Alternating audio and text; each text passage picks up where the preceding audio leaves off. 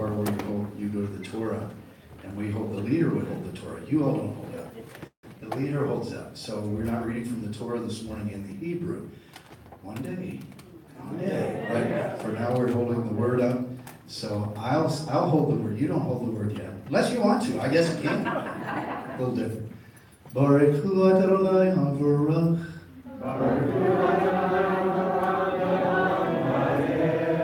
Blessed is the Holy One who's to be blessed. Blessed is the Holy One forever and ever. And Le'olam va'ed. All those people said amen. Amen. Do you want to just stand for the reading of the Torah? Already up. Yep. Okay. Sit down so I can say, please rise. Shabbat Shalom, everybody. This morning's parsha reading is Hamor, and that is the word for speak. And it begins in Leviticus 21. Then Adonai said to Moses, Hamor, speak to the Kohanim, the sons of Aaron, and say to them, a Kohen is not to allow himself to become unclean for the dead among his people. Now I'm going to fast forward to the end of the reading, which is chapter 24, starting at verse 10. Now the son of an Israelite woman, whose father was an Egyptian, went out among the Ben Israel, and a fight broke out between the Israelite woman's son and the Israelite man. The Israelite woman's son blasphemed the name and cursed. Chapter 12, verse 12. They put him in custody until the will of Adonai could be declared. 13. Then Adonai spoke to Moses, saying, bring the one who cursed out of the camp, and let all who heard him lay their hands on his head, and have the entire congregation stone him. What, pray tell, does the stoning have to do with the previous 3 chapters of walking in holiness? You ask, right? Yeah. Please be seated. As did I. I did a little research, and I listened to multiple rabbis who was doing this Torah teaching, and I chose to bring to you an insight from Rabbi Moshe Kapinski from the Old City. I like how he tied this in. I'm going to share that insight with you. And also want to share with you that the reason I asked Rabbi if I could do a Torah reading is because when we get up to minister to folks, our aches and our pains all kind of disappear for a while. So how many of you are willing just to sit here for an hour and let me talk? All right, there's a few. Well, that isn't going to happen. But I do have an insight that I wish to share with you. On verse 1, and Adonai said to Moses to speak to the sons of Aaron, to keep themselves from becoming unclean. These instructions in keeping themselves holy, set apart. And the beauty of what I'm about to bring to you just goes along with the songs we just got done singing, because it's all about his name being holy. The rest of the Torah portion, which I fast forwarded through, it describes the boundaries, the instructions of the manner and the form of holiness. It's all about rules, restrictions, and constraints from Adonai. Then and now, our world holds the concept of holiness and spiritual ascent as an ecstatic leap into freedom from the mundane. Let's look into that a little bit. At this time in the reading, Adonai is charging the Kohanim with the perimeters of holiness and the obligations of being a role model. As a result, he is demanding of them a higher level of responsibility, self-denial, and sacrifice. In order to better understand the need for all these limitations and restrictions, we need to understand why this Torah reading ended up in a stoning. The act of blasphemy is a sin. It's the 3rd commandment. Do not bear the name of your God Adonai for nothing. Most Bibles will say in vain, but think of it as for nothing. His name is holy. His name is meant to be holy. It is not common. We are not to use that name as our common language to talk How many people do we know in the world that comes out about every 3 words? You know? That is not being holy. That's just the opposite. So it is a clear issue here that what happened, the stoning, what happened was not about disbelief. It was not about spiritual rebellion. The crime brought about this tragic declaration from Adonai was the desecration of the name of Adonai, rather than the desecration involved with disbelief of Adonai. Although it seemed peculiar to me at the time, at this Torah reading, the way it ended up with the stoning, the reading began with a code of holiness, and then it ended up with this stoning. So why is this? The relating of this incident at this time in the Torah is not by accident. So let's look at a few chapters before of what Adonai's instructions said. Leviticus 11:45, he said, "You shall be holy, for I, your God, am holy." Chapter 20, verse 7, "You shall sanctify/consecrate yourself to be holy, for I, Adonai, your God, am holy." Chapter 20, verse 26, "And you shall be holy to me, for I, Adonai, am holy, and I have distinguished/set apart you from the peoples to be mine." I believe we're being called to a higher walk. What do you think? Do you believe this was meant only for them at that time? I think he's still speaking to us. So how can we understand this concept of holiness, and why would the reality of Adonai being holy result in his people being holy as well? This Torah portion describes examples of how we are to live a designated and a purpose-filled life. It is to say that the life within a holy God transforms a people to become that language of that holiness. And why is this important? Well, let's look what the prophet Isaiah said in chapter 49. He said to me, he, Adonai, said to me, "You are my servant, Israel, that through you I am glorified." Is that not our goal, to glorify him? I want to share a rabbi's story with you. A rabbi asked a student, he said, "What language does God speak?" One student said Hebrew. Another student said all languages. And yet another said no language. And then the rabbi gave the typical rabbi answer. "Well, yes and no." Have we not heard that before? He said, "You are all partially correct, yet man is the language of God. Man has been given the role of expressing God throughout the world. It doesn't matter whether you're Chinese, Japanese, Americanese, and everything in between, every nation, every tongue. We are all called. We have been given the opportunity to represent Adonai's purpose and holiness to this world. The choice to do that has been given to every human being. So, if you decide to accept this mission, this cake will be destroyed in 3 seconds. This is not a mission impossible. This is for real, and this can be done because the Torah is our boundaries and our limits, and that is set for every one of us. As I said, every man, woman, and child throughout the world. This is done so that we can truly become a less serving vessel of that holiness, a less self-serving vessel of that holiness. Without those rules and limitations, the ego and pride within us overcome our divine desires and create chaos as a desecration of Adonai's holiness. Ouch. The most extreme example of this failure is the blasphemer in the Torah portion. He did not only abandon the role of being Adonai's vessel of holiness, but actually attempted to desecrate the source of sanctity. At that point, the life of that individual ceased to be relevant in the divine plan. Ouch. Ouch. This was an important lesson for all people of Israel at that time, and it's a critical one for mankind now. May the Lord bless the reading of this word.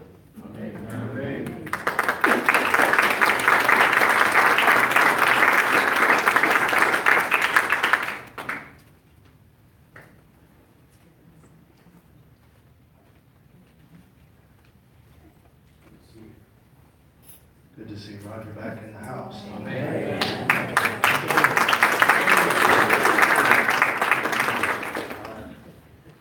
Just a little update. We are continuing.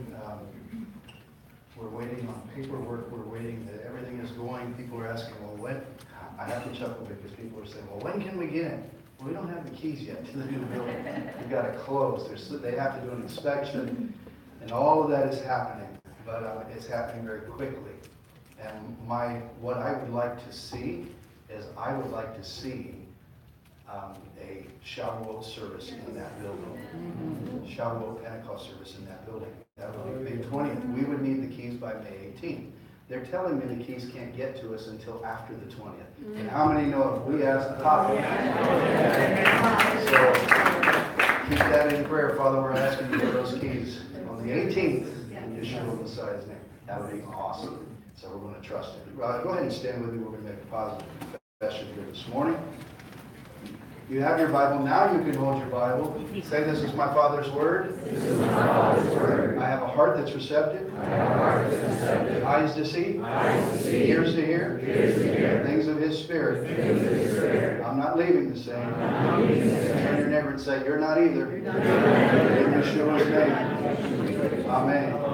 Amen. Remain standing as we read. I want to read from we're going to do two things today. We have communion this morning.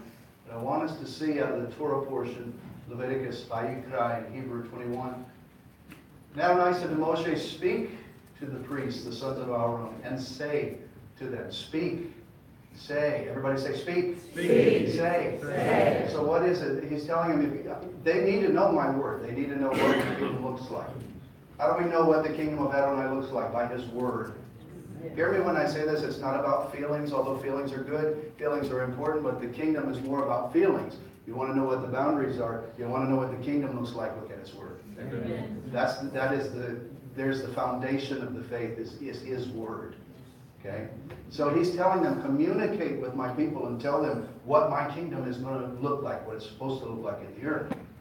And He says, none shall defile himself for the dead among his people, except for his relatives who are nearest to him. An interesting parashat, they're speaking of the defiling. That you have a holy people, a holy nation. You have Israel who's set apart. They were set apart from the nations. You have a priesthood who's set apart. You have a high priest who's set apart. Yes. All of this is being set apart from the common. Now it's supposed to reflect Adonai Himself, Yahweh Himself, the Almighty. Bless His name. So He's telling them what it is to look like. And don't defile yourself with this and with this and with this. But watch this. I found it very interesting as we continue. I want to go to a certain place. And he goes on to say, verse 8, therefore you shall consecrate him, for he offers the bread of your God.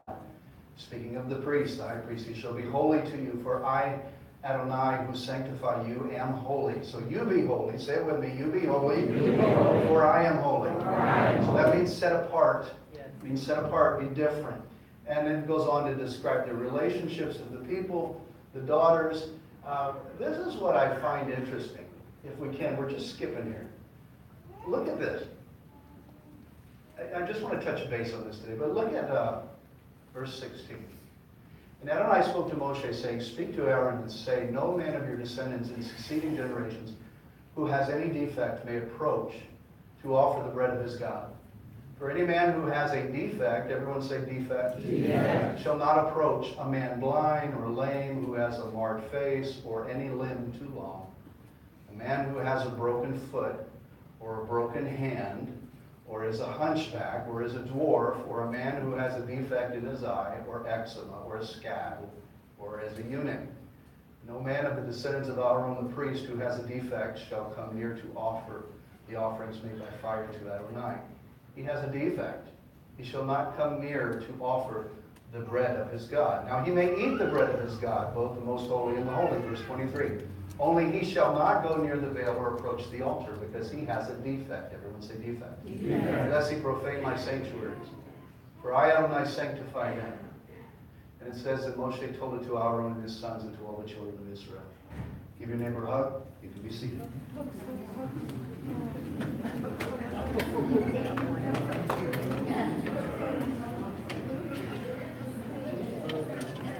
Really, this concept of Torah that we're reading about, is about imperfection and perfection. Say with me, imperfection, and perfection. That the goal of perfection was Adonai himself.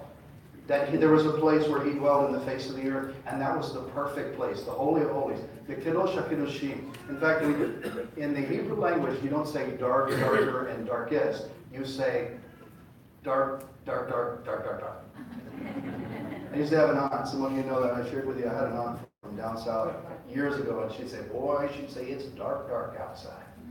She didn't know she was speaking Hebrew. Dark, dark. Because you have to understand the progression of the language. There's something about the Hebrew language that it gives us nuances, gives us secrets. That and you say, well, Rabbi, there's no secrets in the Bible. Oh, there's lots of secrets in the Bible. How many know that? But the key to this is, it says it's the glory of God, of Adonai, to conceal a matter, to make it secret. But it's our job to get in there and find it. And the Spirit of Messiah will show us. And as we study, even the language points to this imperfection and perfection. It talks about this place, and there's a perfect place where the people would come and dwell. And even the priesthood who was set apart would come. And their goal was to get to that perfect place.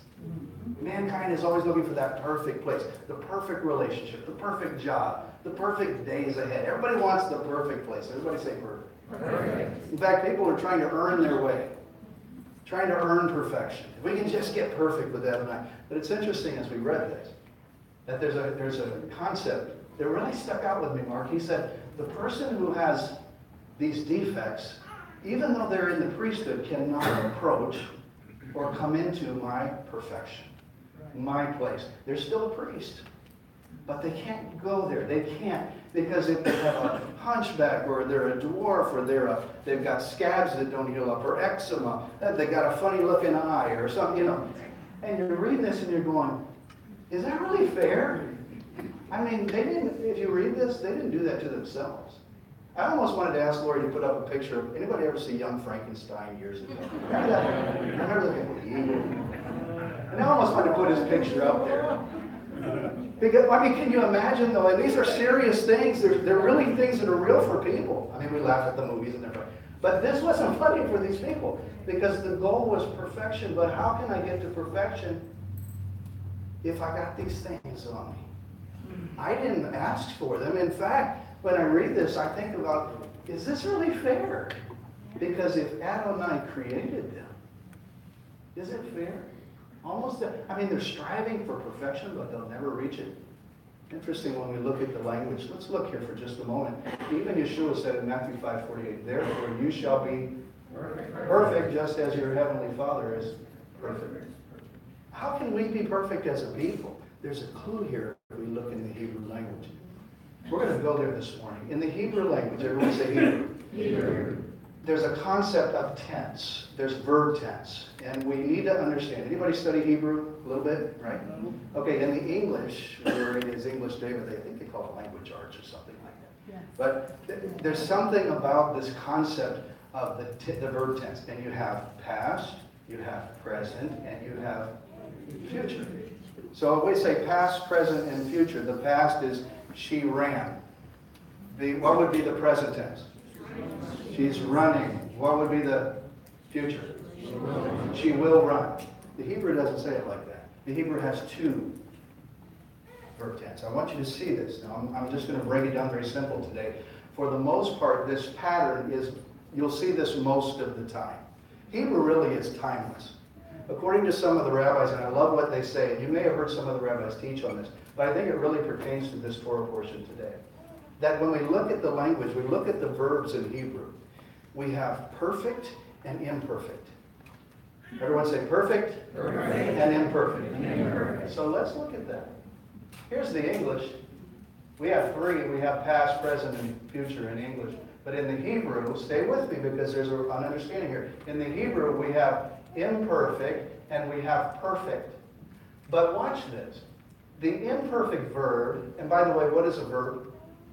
Action. It's an action. It describes doing. Everyone say doing. So stay with me. This is very interesting today. The doing aspect. The imperfect verb tense was present and future. The perfect verb tense was what took place in the past. So everyone, it's interesting when we talk about this because the past says it's already been done. Where do we live? Do we live in the past? No. No. You know what's interesting though? We always like to go back to the past in our mind, don't we? Those were the good old days. Those were the perfect days. But they weren't perfect days because those days when you were in them, you were looking forward and hoping that they would be better days. But now that you look back and you say, oh, I took care of me and everything is great. Now you say, oh boy, I wish those were the days. Those were the perfect days. When something is done, it's perfection. But where do we live today? In the present. Everybody say, I am present. I am present. Well, guess what? You are present, but you're also hoping for a future. I mean, physically, I'm talking about physically. Our spirits, we can't go back. We are in time. And so here we are in this time, and we are trapped in the present. And by the way, tomorrow, when you get tomorrow, it'll be your present. And if you are so blessed to make it another 10 years into the next future, guess what? It'll be your present. You're always stuck in this present. It's interesting because we're always stuck in this imperfect. We've always done it this way. Imperfect. Everyone say imperfect. Interesting. Interesting. We're always stuck in the imperfection. We're trying to strive for perfection. Even the Hebrew language tells us that. Actions are seen in the present tense, and we live in the present. But the things that we do are imperfect.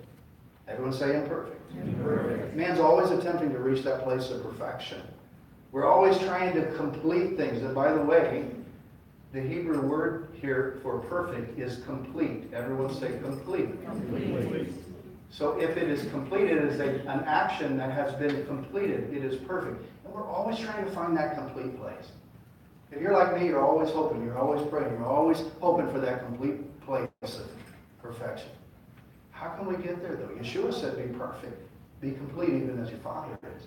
But we say, is that really fair? Mankind's always striving for it. Even people who don't know Yeshua. It's a good thing that they're doing good works. But how many of you know good works will not get you into the kingdom? Amen. Wave at me if you know that. Good works will not get you into the kingdom. Why? Because it's an imperfect place that you're starting from. It's imperfect. And no matter how good it is that you do, in the end, it's this. Scripture says in the book of Isaiah that when it's all said and done, he says, your good deeds, if you're not connected to me, your good deeds are like what? Filthy, not just rags, menstrual rags, in the Hebrew. Now, what does he do with that? Good deeds are good as long as we do it through a connection through him. See, he's the perfect one. Amen? Amen. Say this with me. He's perfect. He's perfect. So he's the perfect one. He's complete. In him, there is nothing lacking. There is nothing missing. In fact, think about it. Another word for complete is shalom. So when you said Shabbat Shalom, you are telling him, may you find completeness this day. But that means you have to connect to the one who is Shalom, the one who is complete. The rabbis say that the Father, the Almighty, when we sing the Shema, Shema Israel, Adonai Echad, He's one. There's nothing missing. There's nothing broken. He's perfect. He's complete. Everyone say perfection. Perfection. We're always doing works. People are doing works in the world and don't even know the Messiah, but they're doing good things. Good things are good, but they're doing them from an imperfect heart. Think about that priesthood. Stay with me because you're going to be amazed by this. When I was just amazed to see this. The priesthood, no matter how good they were imperfect. I'm talking about the scabs and the eczema and, oh my gosh, that's not a pretty picture. I mean, can you imagine it? What if one guy had all those things? A hunchback with a scab, a messed up eye, he'd have been really messed up, wouldn't he? Most of the time they didn't have all those things, but there's a description to say the state that they started from, no matter what they do, they can't overcome that state.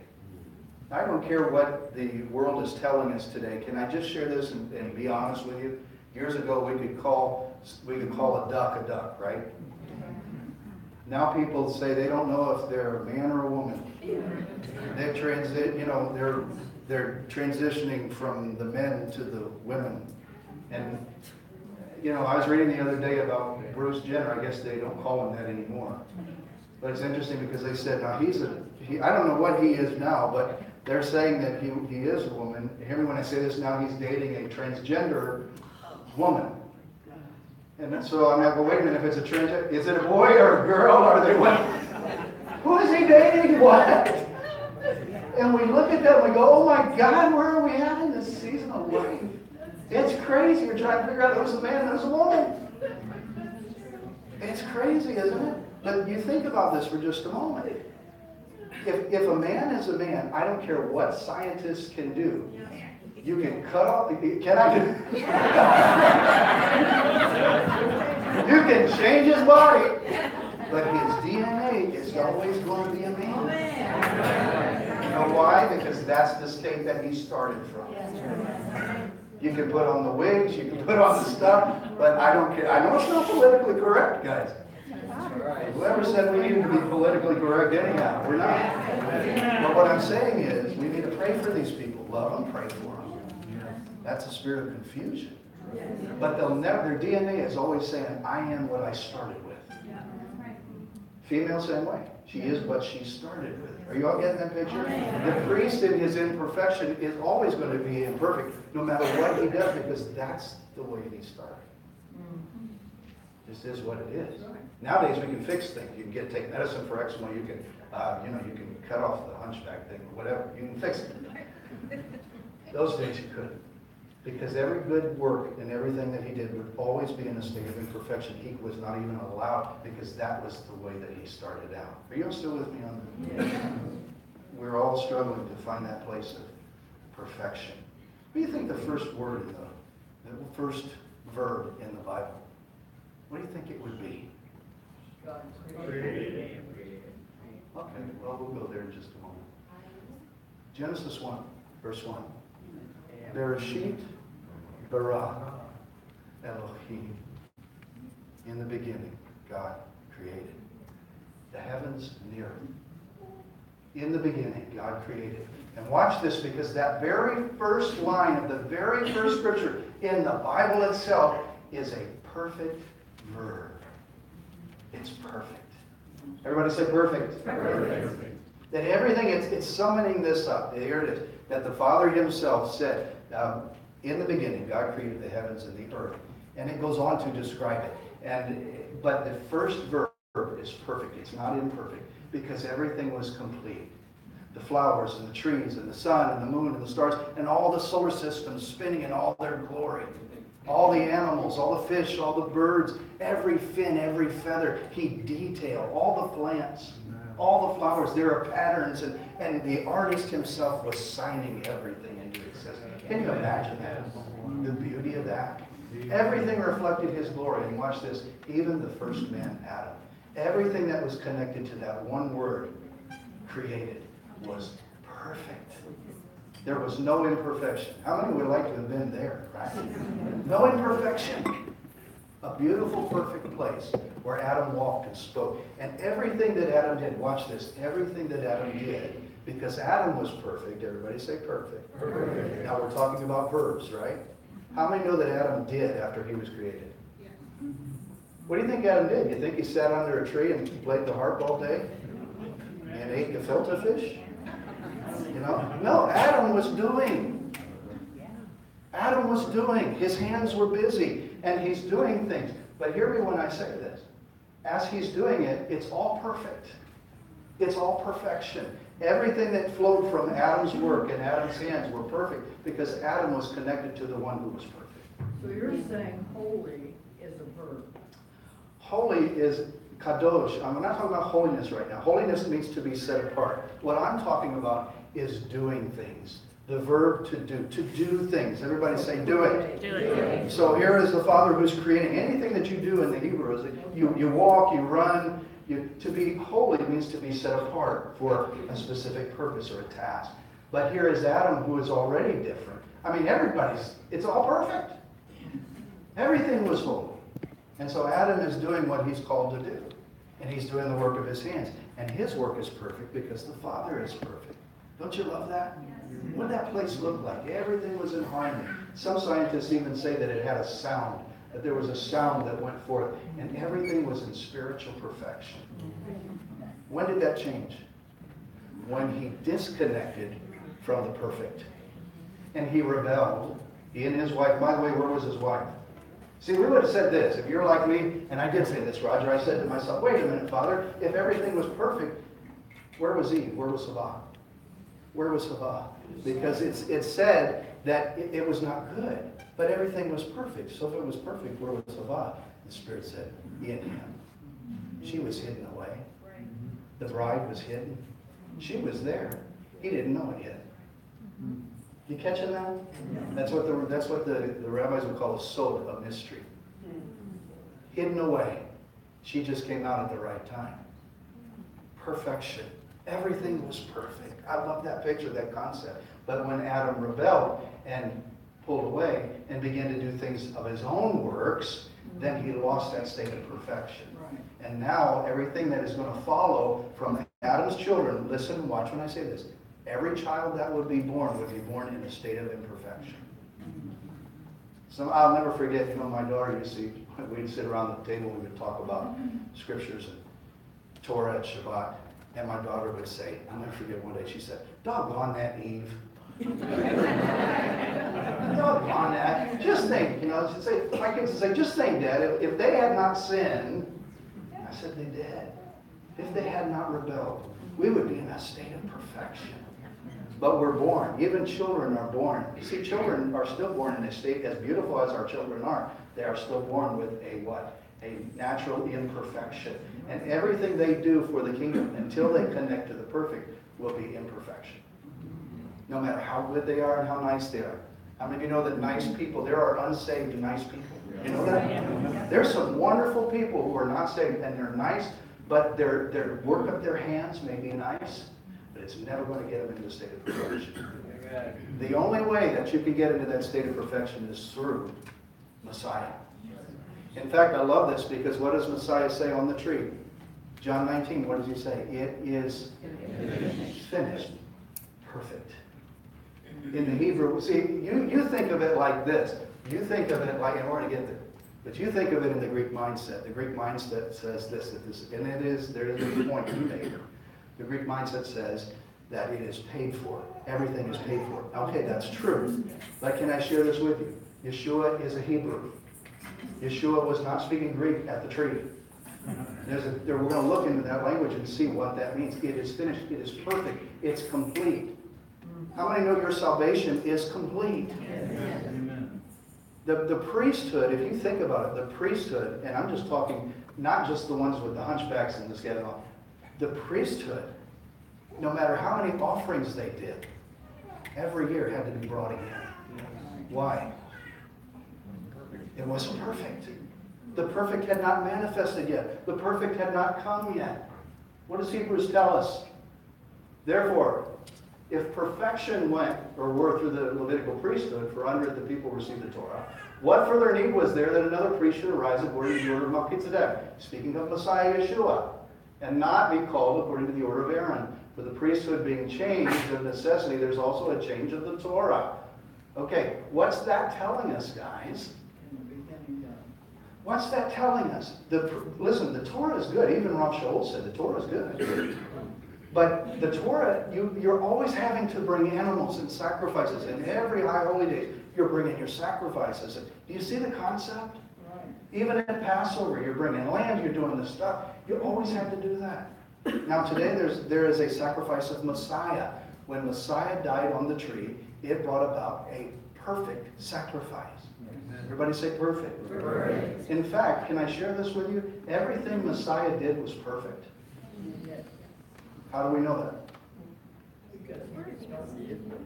How do we know that? Okay, we know that. He only did what the Father said. He said, I only do what I see my Father do. But watch this, guys. This makes me. He will be born of a virgin, right? Scripture tells us that. Where did Yeshua start? Where did Yeshua start? We would say Bethlehem. He started as a child, baby born in Bethlehem, in a perfect state. But Micah, the book of Micah tells us that his ways are from the ways of old, from ancient of days. He is known as the Ancient of Days. So in other words, what was his starting point? Perfection. And watch this. Everything that the perfect one, he comes down because he started with perfection, just like Adam. And everything that follows the work of his hands is a perfect state of being. Are you catching that picture? Wow. So what's Yeshua telling us when he's dying on the cross?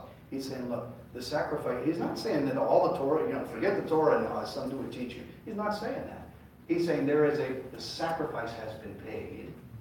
You are now, if you trust in Yeshua as your Messiah, you are born from above and born again. How many born again believers do I have? So if we trust Yeshua as the sacrifice, that's our starting point. See, we connect with that perfection because we're like those priests that have all this stuff.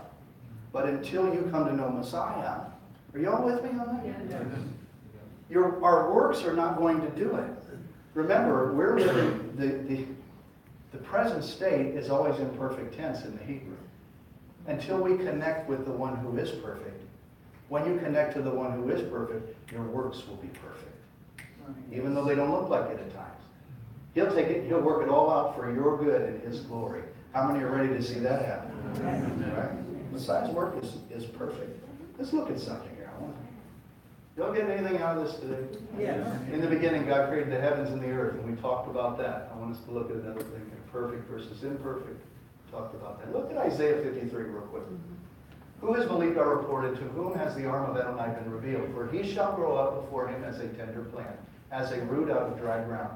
He has no form or comeliness, and when we see him, there's no beauty that we should desire him. He is despised and rejected of men, a man of sorrows, acquainted with grief. And we hid, as it were, our faces from him. He was despised. We did not esteem him. Surely he has borne our griefs and sorrows. Yet we esteemed him stricken, smitten by God, and afflicted. But watch, he was wounded for our transgressions. He was bruised for our iniquities. The punishment for our peace was upon him. The punishment for our shalom. The punishment for our completeness. The punishment for our perfection was placed upon him, and by his wounds we are healed. Kefa says we were healed. Did you notice as I read that the tense, the verb tense, is past, present, and future? Do you know when this was written? 700 years before the Messiah came to earth. And yet Isaiah's writing, he's going, okay, he's saying verb tense is past, like it's already happened. But yet there's present tense, like it's happening now. But then there's future tense, that it's going to happen. And we say, what is that all about? It's perfection. It's perfection. You know, when we pray for folks, and we never know when we pray for healing, I'll be honest with you, sometimes I used to get confused about, do we pray by his stripes we are healed? Or do we pray by his stripes, according to Kefa, we were healed? Wait a minute, it should be were, right? Because it is a perfect sacrifice. But wait a minute, but we are healed today, right? So the language is just blowing our minds. Past, present, future. But it's all connected to the one who is perfect. Turn to your neighbor and tell them he is perfect. He is perfect. When was Messiah crucified? Revelation 13. Let's look at that for just a moment.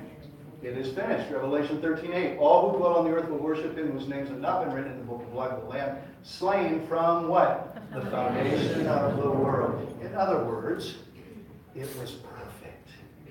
When did the Father do this work? Before he ever created anything. Before he ever uttered the words, let there be. The Lamb was slain before the foundation of the world. How do you explain that? I can't. It's one of those mysteries. But it's a perfect work. Everybody say, perfect. What did Rav Shaul say? Paul said this, I am crucified with the Messiah. Say with me, I'm crucified with the Messiah. Therefore I no longer live, Messiah now lives in me. But you know what's strange about that? Was Paul at the cross? Was Paul at the tree? No. Where was he? In fact, he wasn't a believer until many years later. What's strange is he's identifying with the past work of the Messiah. He says, I was there. I was there. I was hidden away. I was like that bride that was hidden away. See in the picture there? Perfect. Identify. You want the work of your hands to be complete? Identify with the one who's perfect. Until you identify, So you can say, I identify with the Messiah and that perfect work. You know what we do? Because I know you all. I know you all. You know what we do as a people? We say, well, and there are some folks who teach perfection as being, you're never going to sin, you're never going to mess up. No, that's not the case. How many know we're still human beings? But watch this. It's interesting because if you try to say, okay, we are saved, but now we have to do good works to be saved. How many have ever heard that argument? When you try to add something to Adonai's perfect work, ain't going to happen. See, the reason we trust, and that's hard sometimes for people to hear because you're telling me that total salvation, our salvation, was bought and paid for by a man dying on a tree called Yeshua HaMashiach. And I'm saying, yes, that pays for our salvation. Now, does that mean we don't do good works? No. We are going to do good works. Everybody say, I do. We're going to do good works, but we don't do them to earn salvation. Good. You know what people do, though? Dr. Pete, they say, well, wait a minute, I got to make him like me more. I know I'm saved, but if I can just feed the homeless, if I can just help the little ladies across the street, if I can just help this person and that person, give all my money away, and then maybe he'll like me more. Ain't going to happen. That's the wrong reason for good works, guys. Because the reason for the good works is because you love him. Yes. Not to earn, not to say, Father, see what I can do. He's already saying, I've accepted you because you identify with my perfect work. Now, when that happens, please hear me when I say this, and I'm getting ready to close. When that happens, now we can rest. What do I mean by that? I don't mean you can just sit under the fig tree and eat your gefilte fish. You know what I mean by that? There's a rest in the Messiah to say, I'm glad he's got me. How many are glad that he's got you? Give him a hand. In fact, the Hebrew concept is this in the language. If you try to add something, if you take the conjunction and you add it to that perfect, it becomes imperfect. What's the Hebrew telling us? Don't try to add to your salvation. You do good works, but you don't try to add to your salvation. Because then you would stand before him and say, look what I've done. Look what I've done. And Rob Shaul said it this way. He said, look, all the stuff I did before the Messiah. Right. And we get so caught up. I'm going to secure my salvation in him. No, you won't. How many know you're secure today in Yeshua? Now, I'm not saying you can go out and live crazy lives. If you really love him, you'll identify with his work. Awesome. Just a couple more. You can turn the ear off or down. Some people are, I'm seeing eye signals form on the ears. And that is my fault, guys. I like it a little chilly. Look at Ephesians 2. For by grace, Hesed, you've been saved through faith, and not of yourselves. It's a gift of God, not of works, lest anyone should boast. We are his workmanship. Say this with me. I'm his workmanship. Created in Messiah Yeshua for good works, which God prepared beforehand, that we should what? Walk in them. What's he saying? You can't earn it. I'm going to dare say this. You can't even earn his favor. You're never going to earn his favor. Be obedient. Trust him. Love him. We need his favor. But understand the concept. Rest. In the beginning, God created the heavens and the earth and all the stuff. But notice what else he created. Shabbat. A place of rest for man. Our Shabbat today is a day of rejoicing in the Messiah. We come together and we rest. But spiritually, our Shabbat is Yeshua too. See, we can gather together, and there may be some today that don't know the Messiah. If you don't know the Messiah, you don't have a real rest. Rabbi, I'm not walking to shul. I'm not driving to shul. I'm walking. I'm not lighting fires. I'm even cutting my toilet paper on Friday, so I don't have to do that work on Shabbat. There are people who do that. Orthodox community does. Listen, if you don't know the Messiah, you don't have rest. Identify with the perfection and let the works of your hands be perfect too. How many want to identify with the perfect work of Yeshua? Everybody say perfect. Okay, one last thing for us, John. Maybe two. When Yeshua had received the sour wine, he said, John 19, verse 30, it is finished. And bowing his head, he gave up his spirit. What's the Torah portion today? Emor. What does that mean? Said. Said. At the perfect work of Yeshua. See, we talk about Emor today, the speaking. You speak to the sons. What's Yeshua doing? He's speaking. And he's declaring, it is finished. He's not saying, now what's he saying? He's saying, okay, everybody, you just do your own thing now and just whatever. No. He's saying the sacrificial system of the animals for salvation is done. There's a new, are you all with me on that? Yes. You see that? He's not saying just, forget the Torah and forget the Bible. He's not saying that. What's he saying? It's finished. Look at it in the Hebrew. The word for finished. There it is in the Hebrew, the word for finished. You see it? It's right there.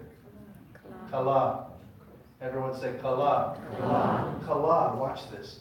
Kala means perfect. But I love this because kala also means bride. So when we talk about perfection, when a man sees his bride coming down the aisle, he says, wow, she's perfect. Good. Gentlemen, everybody say amen. Amen. How many still have perfect brides today, right? You better raise your hands. You know why? She identifies with you. Can I share this? Messiah, when he was on the tree, said it is finished. But I believe, where was the bride? Within him. And you know the story, they spear in the side. The bride comes forward. How many are part of that bride, that perfect bride? But watch this, it also means perfect. It's the verb, it's finished. It's complete, it's whole, it's shalom. We are that perfect bride. What does the bride say at her wedding? Do you, Mrs. So-and-so, or not Mrs. Do you, Miss So-and-so, take Mr. So-and-so to be your lawfully wedded husband according to the Torah, to the Torah of Moshe and of Israel? And she would say, I do. I do. Work of hands. I do. What's she supposed to do now? She's supposed to go home and run the vacuum and do the dishes and all that stuff. I laugh because there's a story I shared years ago about the guy. There's an old joke. The guy gets married to the most beautiful woman on earth, and she says, I do. And takes her home, and he gets all ready. He's in the bedroom. It's clean, don't worry. And about half an hour later, she still doesn't come in. An hour later, an hour and a half, 2 hours. He says, I need to find her. So he goes, and he can't find her, and she's around, and she's vacuuming, and she's doing dusting and all. And he says, what are you doing? And she says, I'm trying to make you happy. And he said, I just want to spend time. I do. That's the work. Now, they'll do the works together. But she's not trying to earn his love. Are you all with me on that? We're not called to earn the love of the Father. You'll never earn his love. But he's saying, identify with me in my perfection. That's where it is. How many want the work of your hands to be perfect? Guess what? You trust him and identify with what he did at the tree. And I'm going to ask the communion folks to come. Mark, would you come? One last thing. James 2, 18 through 22. But someone will say, you have faith and I have works. Show me your faith without your works, and I will show you my faith by my works. You believe that there is one God, you do well. Even the devils believe and tremble.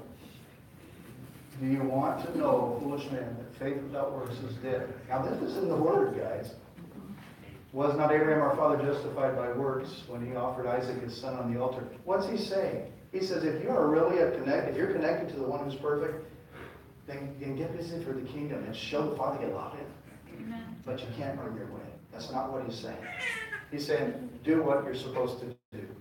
You see faith working together with works. Works was made perfect. What is he telling us? As the bride of Messiah, can we please bring that in? Let's bring the communion in, please. As the bride of Messiah, just play something where if you want. The last song we did would be great. We're holy, holy. Stand your feet with me if you would. Did you all get anything out of this today? If you did, say amen. Amen. Praise Messiah. Holiness is a way of life, and that's one we need. Awesome. Thank you. Thank you. Okay.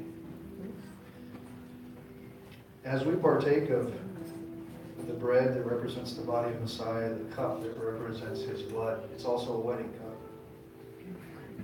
We say I do again when we partake of this. Scripture talks about examining our hearts, making things right with each other, with Him. We're going to give you a time this morning to come up. I'm going to ask everyone, we'll start with the first rows. Would you come and take it back to your seat? And we are going to partake together of communion. So come on up, guys. Come. Let's go. Yeah.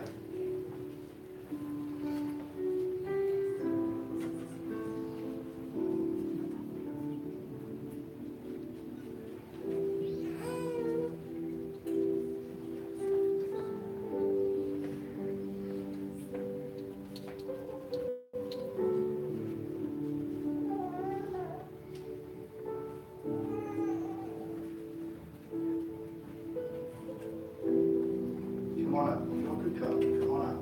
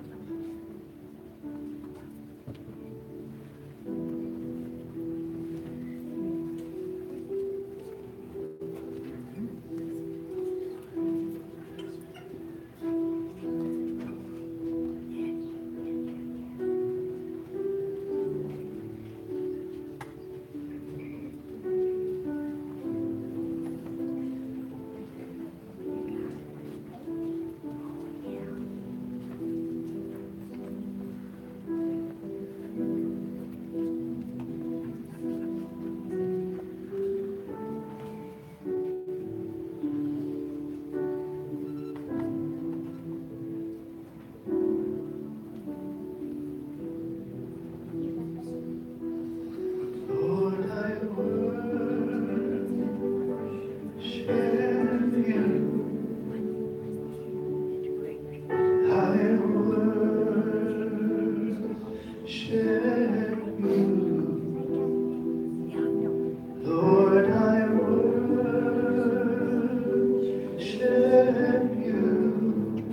Come on, sing it to me. I worship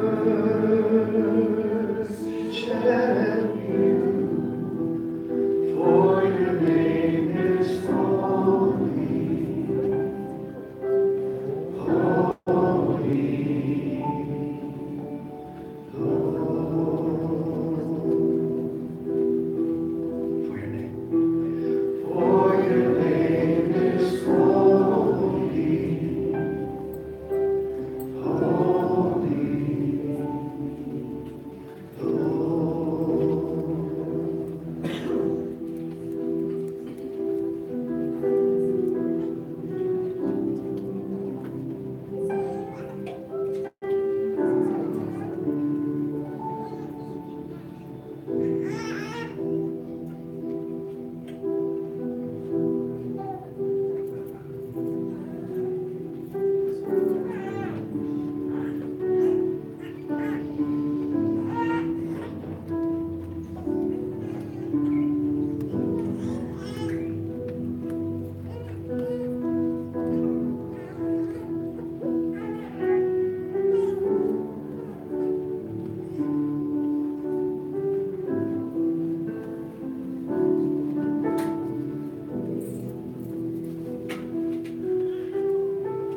We take the bread, we're going to lift the bread up. The bread is a picture of Messiah's body. It's broken, it's bruised, it's crushed. So, Father, we remember Yeshua HaMashiach. We identify today, Father, with that body, your body, Holy One, that was crushed, wounded, Father, pierced for us. That became imperfect, that we could become perfect in you. We thank you. Baruch atah Adonai, Eloheinu melech haolam, harotzei lechem min haaretz. Amen. Blessed are you, Father, King of the universe, who gives us bread from the earth and bread from heaven. In Yeshua's name. Amen. Amen.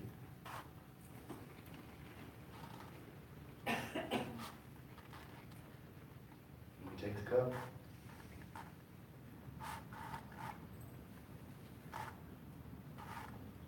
That cup is a picture of the wedding. So we remember the wedding cup, if we can. Baruch atah Adonai, Eloheinu melech haolam, borei bria b'adam. Amen. Blessed are you, Father, King of the universe, who gives us Father, the fruit of the vine. We thank you for Yeshua and his blood, that perfect work that we identify in Messiah's name. Encourage your people's hearts today. In Yeshua's name. Amen. Amen. Drink.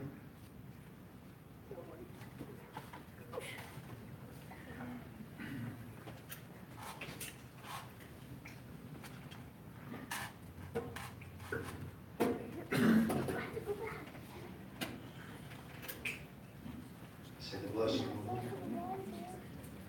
We need prayer today. We call you forward after the end of service. And we want to encourage you as we identify with the work of Messiah. Just hold our hands up. Just hold your hands up. Father, say this with me. Father, in the name of Yeshua, my Messiah, let my works identify with your perfect work. Use me for your glory. Not by might, not by power, but by your Spirit. In Yeshua's mighty name. Amen. Amen. Say a blessing of you. Yivrech Adonai, vayishmerecha. Yair Adonai, hanavilecha, tihunecha. Yisai Adonai, hanavilecha, v'selemlecha. Shalom.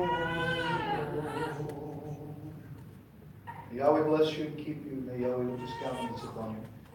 Be gracious to you. May the Almighty lift his face, shine upon you, and give you shalom in the face of Messiah Yeshua, the Prince of Peace, the face of perfection. And all his people said, Amen. Give somebody a hug before you leave today. If you need prayer, I'm going to ask you to come forward.